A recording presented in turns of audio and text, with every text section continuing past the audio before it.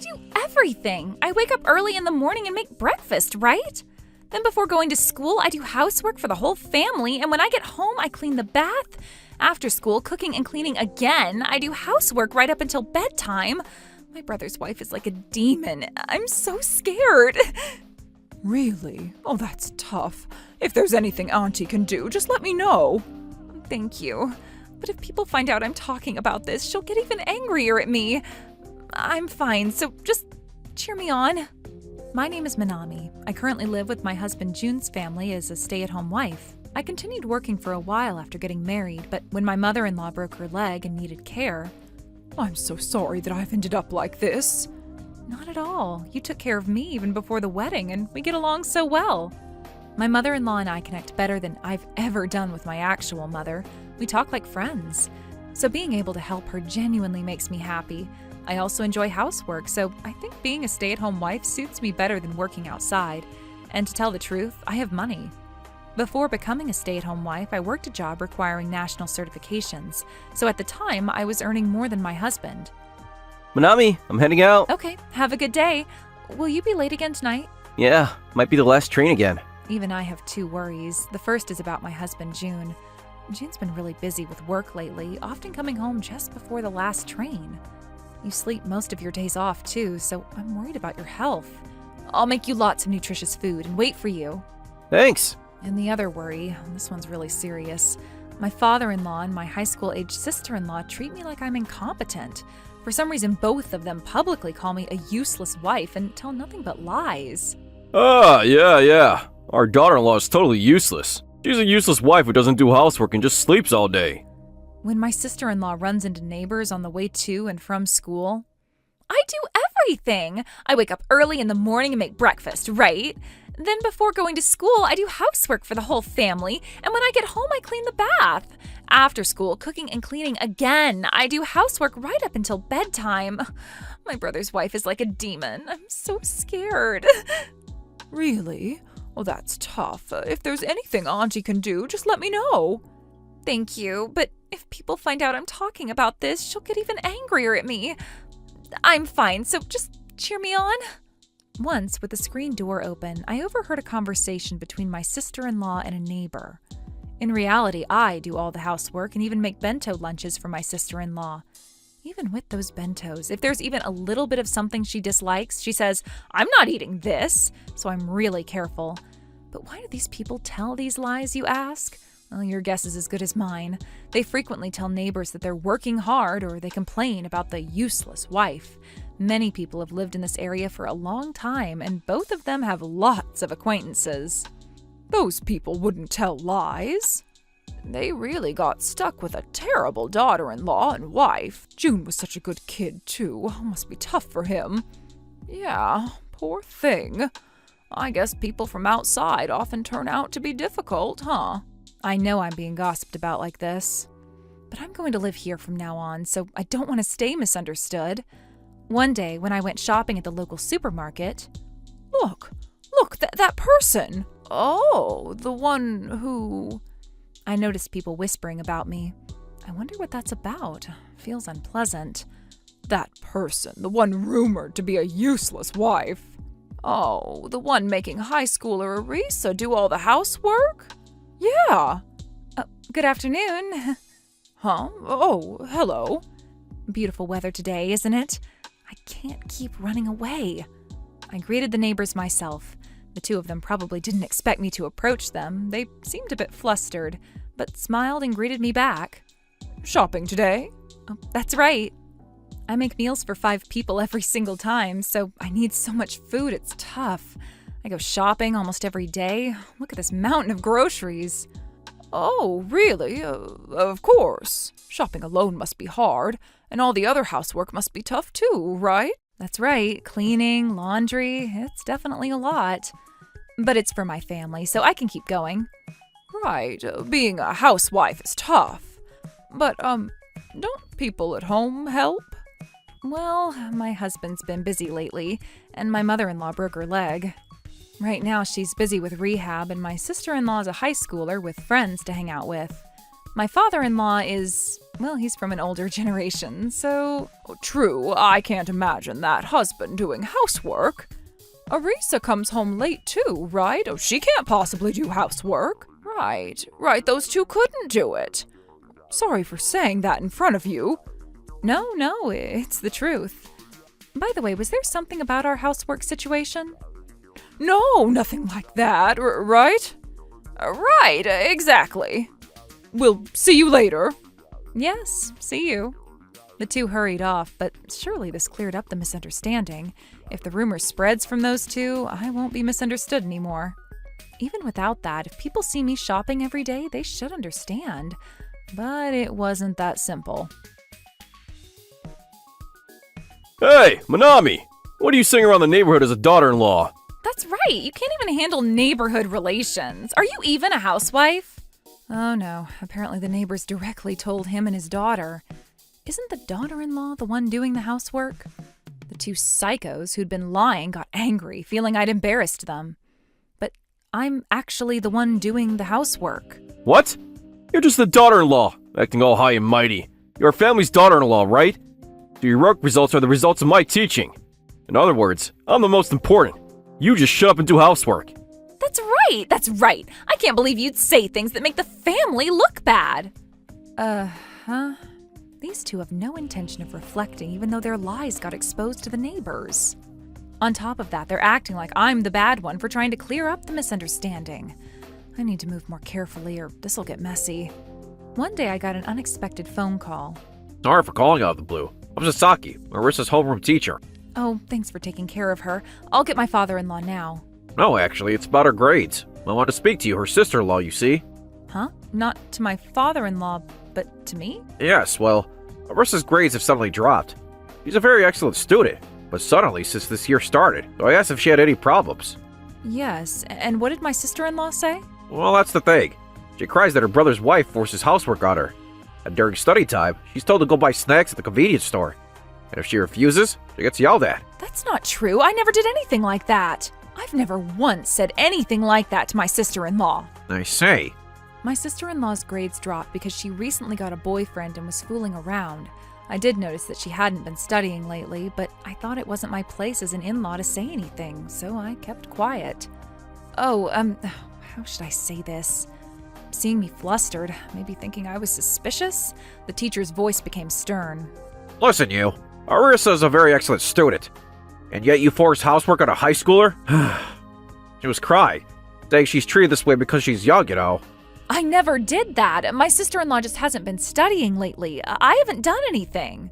So you're saying an excellent student is lying? That's impossible. If the situation continues, I have no choice but to come to your house.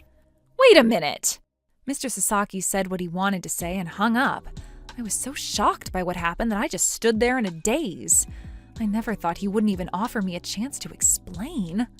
Is this going to keep happening? The neighbor's misunderstanding was somehow cleared up, but that might have just been lucky. If I'm suspected like this again, not being believed by anyone is painful. No matter how hard I try, those two psychos just go bat crap insane. I can't stand that environment. But I enjoy talking with my mother-in-law and want to help her. And even though they trouble me, they're June's family. If only I can endure it. If June and his mother are happy, maybe that's for the best. I should just stop caring what others think. After that, I lived with dark feelings. Sis, why is there fried chicken in my bento? If I eat oily food, I'll get fat. Hey, go get today's newspaper. Days continued of me tuning out the snide comments from my family. My mother-in-law looked worried, but I laughed it off. While living with my emotions killed off like that, one Saturday, June invited me on a weekend date. It's unusual for you to ask to go out, June. Really? Yeah, you always look so tired. Well, I want to change of pace too. Thinking it was unusual, we went out, and we ended up at the cafe where we used to go on dates. This place brings back memories. Manami, you seemed off lately. What's wrong? Huh? Oh. I'm worried about you.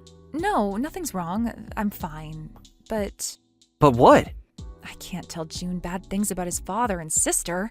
Thinking that I tried to laugh it off, but June wouldn't let me. He kept patiently asking me. What is it? Tell me. Okay, actually, I finally told June everything. How my father-in-law and sister-in-law had been lying to neighbors and what her homeroom teacher said to me. Hanami, I'm sorry.